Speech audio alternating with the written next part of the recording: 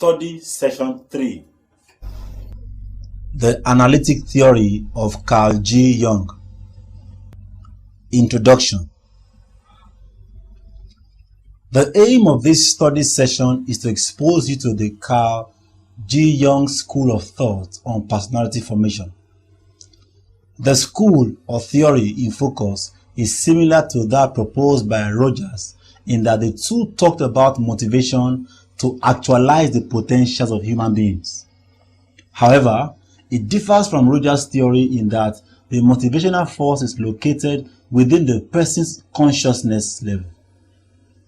To this end, it showed the influence of Sigmund Freud in approach. Learning outcome. At the end of this study session, you should be able to explain the types of consciousness level by which human beings operate, the levels that act as the bedrock of human personality formation.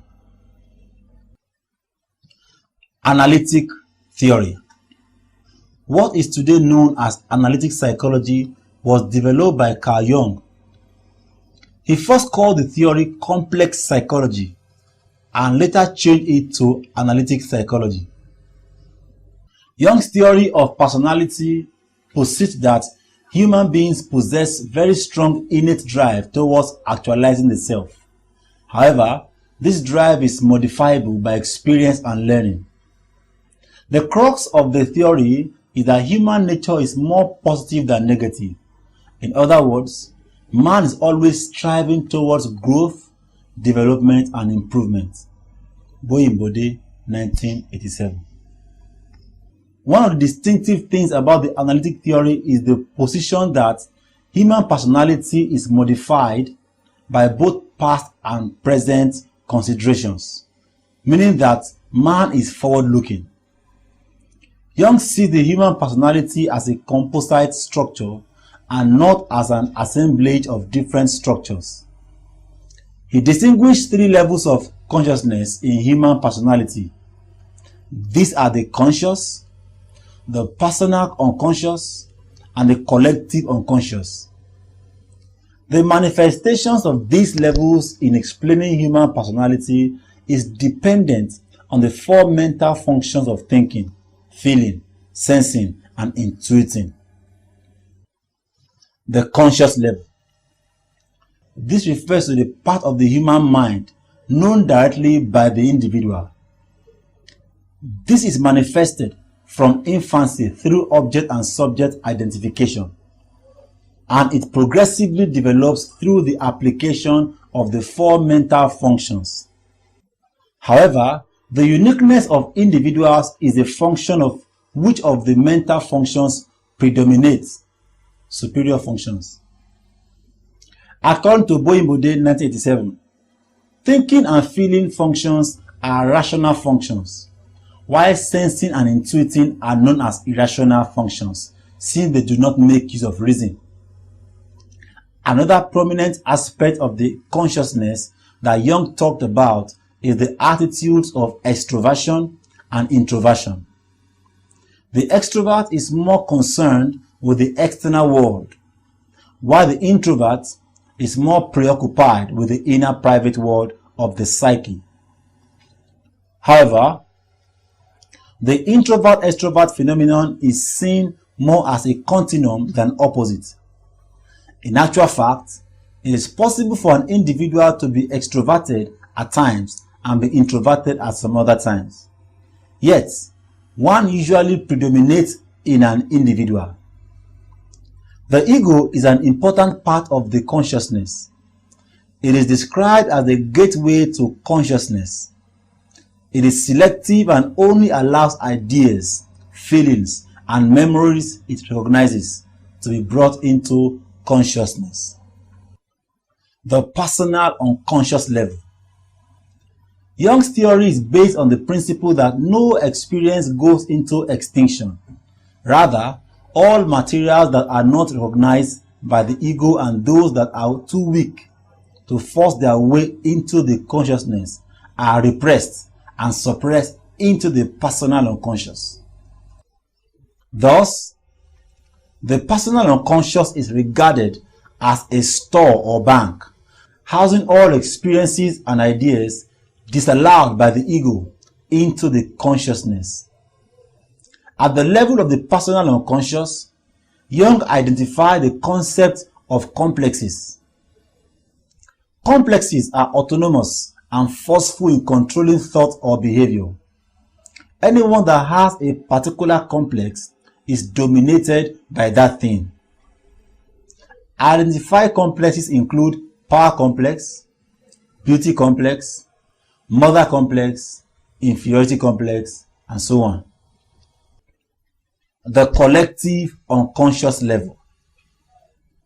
This is known as the transpersonal unconscious, and it is said to be independent of an individual's personal unconscious. It is the portion of the psyche which contains primordial things inherited from human and pre-human ancestors. Jung's argument was that the collective experiences of mankind from the beginning are deposited in man's mind through the brain, and these experiences strongly influence personality and behavior, which are quite universal. Some of these experiences identified include fear of the dark, fear of snakes, fear of the devil or Satan, and so on. Assessment techniques. Jung emphasized case study as a personality assessment technique. Although there is a similarity between Jung's assessment technique and Freud's, Jung looked at the following forms of assessment. Dream analysis. To Jung, dreams are voluntary and spontaneous eruptions of repressed materials that are rooted in both the personal and collective unconscious. However, their manifest content is not always a disguised attempt at wish, fulfillment of sexual or aggressive needs. Instead, dreams are often attempts at resolving current problems and conflicts, and they provide the dreamers with a means of furthering their own development in a healthy direction. Jung saw dreams as serving prospective, retrospective, and compensatory functions. He stated that in being prospective, dreams help the individual to prepare himself for the experiences or events he anticipates in the immediate future, while the retrospective function relates to a reenactment of past activities. The compensatory function helps to bring about a balance between opposites in the psyche by compensating for the overdevelopment of any single psychic structure. Jung used amplification method of dream interpretation, that is, adhering to a given symbol and giving numerous associations to it. In this process, the symbol's multiple meanings become clearer, and the patient is thus provided with insight into his problems. These associations are given by both the patient and the client. Patients usually provide the subjective or personal meaning of the symbols, whereas the therapist provides the universal meanings of the symbols as revealed in mythology, religion, alchemy, art, and or history. Word association test. In conjunction with dream analysis, Jung used an experimental technique called word association test.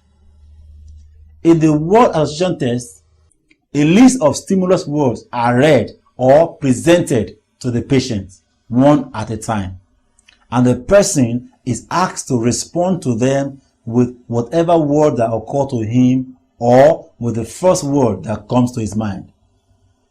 The time taken to respond to each stimulus word is measured by a stopwatch.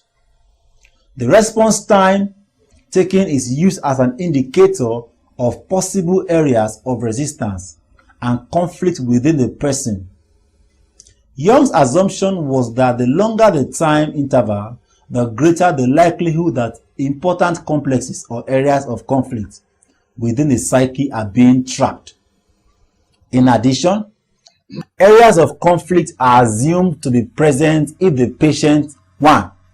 Repeats the stimulus word several times as though it had not been heard. 2. Musters the word as some other word. 3.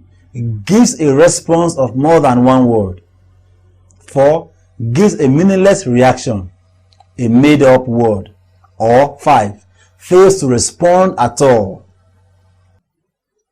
Jung also required his patient to recall all their responses to the word stimuli following a rest interval. Failure to reproduce the words or a distorted reproduction of the words was considered to be indicative of underlying conflict. Symptom analysis. This requires focusing on the symptom being experienced by the client. In this case, the client is made to freely associate with possible symptoms. The analyst then analyzes and interprets the symptoms to the patient. The expectation is that the patient will experience a relief at this point when the analyst explains and interprets the symptom to him. Life history reconstruction. This involves the collation of an individual's past experiences as a means of understanding his present situation. The exercise requires the application of the principle of causality in explaining the existence of present difficulties and the principle of finalism in further understanding, evaluating, and reshaping the thinking, ideas, or feelings of the patient. It is more or less a case study approach. Painting therapy. Another assessment technique used by Jung was painting therapy. This technique relies heavily on patient paintings as an inroad to the patient's unconscious feelings or thoughts. Jung posited that paintings have little artistic merits, but help patients to see that they must be expressions of their innermost selves. Painting exercises are conducted to assist patients in clarifying the symbols seen in their dreams and to help them in coping actively with their problems. In Jung's view, painting has real therapeutic effects. It moves patients off dead center or helplessness and starts them on the road to self-realization. Study session summary. In this study session, we have examined the Jungian theory. This theory, propounded by Carl G. Jung, assumes that the human personality is modified by past and present considerations. He distinguished 3 levels of human consciousness as conscious, personal unconscious, and collective unconscious. End of study session 3. Thank you for listening.